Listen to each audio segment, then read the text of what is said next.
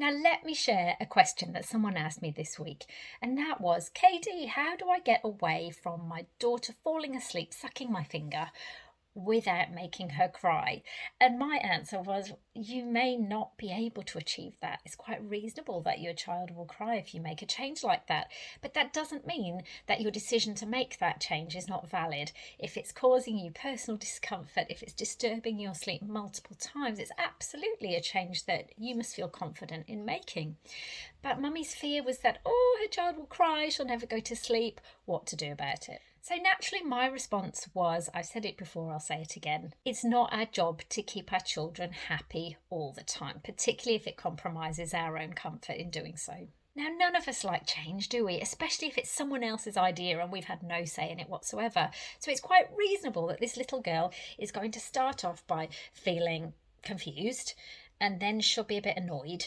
Then she might be downright furious, and she might stay there for a while until eventually she starts to sound a little bit sad.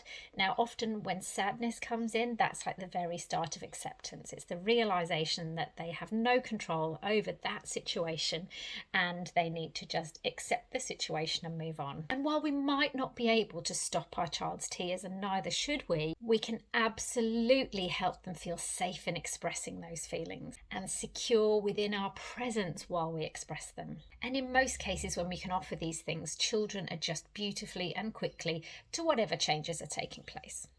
And also in the long term, what we're doing is helping them to feel self-compassion for their own emotions that they will use moving on through childhood, adolescence, and into adulthood. And the benefits don't stop there, of course. A child who's had their emotions listened to from a very young age will find it very easy to sit with the emotions of others as they get older too. They will have no trouble at all in lending a supportive ear because they know what that looks like. So my message today, and for this poor mummy who didn't know what to do with her child's tears this week, please don't avoid these difficult conversations, especially if they're important to you, because each time is an opportunity for growth. And as long as your child feels safe to express themselves and feels secure in your presence, they will move through it quickly. And this little one will still find sleep with or without her mummy's finger, because sleep is coming for her, whether she likes it or not.